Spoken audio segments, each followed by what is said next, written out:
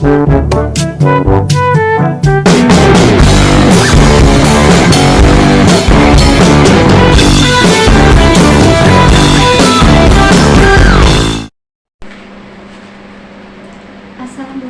warahmatullahi wabarakatuh. Perkenalkan, nama saya Monita Farida Fidunansi dengan NPM D1C023029 dari program studi S1 Jurnalistik. Baiklah, di video kali ini saya akan menjelaskan materi mengenai etika dan hukum pers, yang dimana pada semester ini kami sudah mengambil mata kuliah ini.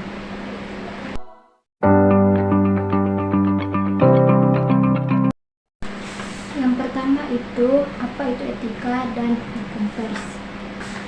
Etika dan hukum pers adalah dua pilar yang sangat penting dalam dunia jurnalistik, yang dimana hukum pers mencakup aturan yang mengatur kebebasan masyarakat, tanggung jawab media, dan hubungan antara media dengan masyarakat. Sedangkan etika pers berfungsi sebagai kode kehormatan yang mengatur perilaku wartawan, menekankan kejujuran, integritas dalam penyampaian informasi. Dapat kita simpulkan bahwasanya etika dan hukum pers itu saling terikat, yang dimana hukum sebagai kerangka kerja, sementara etika membimbing praktik jurnalis yang baik. Yang kedua, aturan yang menjadi dasar dalam etika dan hukum pers yang telah dijelaskan dalam Undang-Undang Nomor 40 Tahun 1999 dan Kode Etik Jurnalistik. Poin-poinnya sebagai berikut. Poin pertama, kebebasan pers, yang dimana mengatur hak dan kebebasan pers untuk mencari, menerima, dan menyampaikan informasi tanpa campur tangan dari pihak lain. Poin kedua, kebebasan ekspresi, yang dimana memberikan hak kepada individu untuk menyampaikan informasi, ide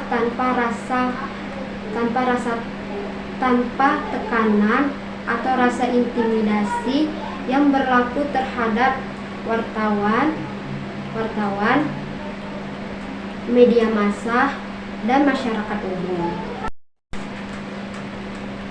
Poin ketiga, kebebasan informasi, yang dimana memberikan akses kepada masyarakat untuk menerima informasi yang telah disampaikan oleh media.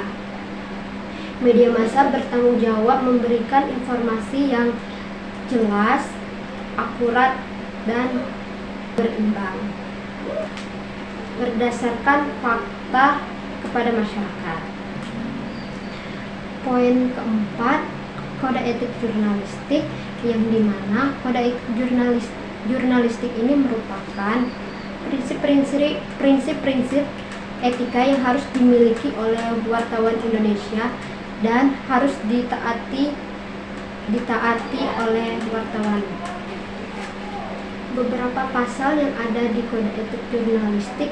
Yang pertama, wartawan Indonesia harus bersikap independen, menghasilkan berita yang akurat, dan tidak beretikat buruk. Yang kedua, wartawan Indonesia menempuh cara-cara yang profesional. Yang ketiga, wartawan Indonesia tidak menyalahgunakan profesi. Yang keempat, wartawan Indonesia tidak memberikan berita bohong. Yang kelima, wartawan Indonesia tidak menyebutkan dan memberitahukan identitas korban kejahatan dan tidak menyebutkan identitas anak yang menjadi pelaku kejahatan. Yang keenam, wartawan Indonesia menghargai hak narasumber tentang kehidupan pribadinya terkecuali kepentingan publik. Adapun dasar hukum pers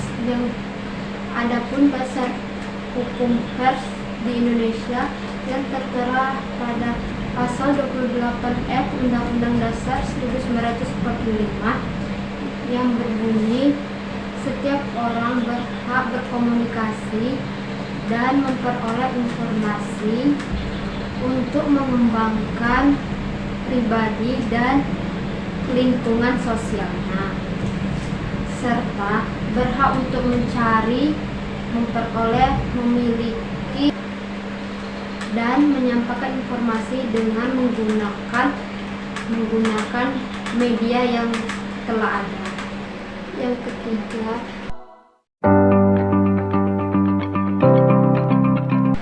jika pers tidak mematuhi aturan dan etika pers, beberapa konsekuensi yang dapat terjadi. Yang pertama, sanksi etika. Pelanggaran kode etik dapat menerima sanksi dari Dewan Pers yang berupa peringatan, pencabutan surat izin, dan pelarangan publikasi. Yang kedua, orang yang menyebarkan berita bohong atau kebencian dapat menerima sanksi berupa denda ataupun penjara. Yang ketiga, kehilangan kepercayaan publik. Pelanggaran etika dapat merusak citra media, mengurangi kepercayaan masyarakat terhadap berita yang disajikan, dan berdampak buruk bagi akreditas jurnalis. Sekian yang dapat saya sampaikan. Lebih dan kurang saya mohon maaf. Kepada Allah saya mohon ampun. Wabillahi taufiq wal hidayah. Wassalamualaikum warahmatullahi wabarakatuh.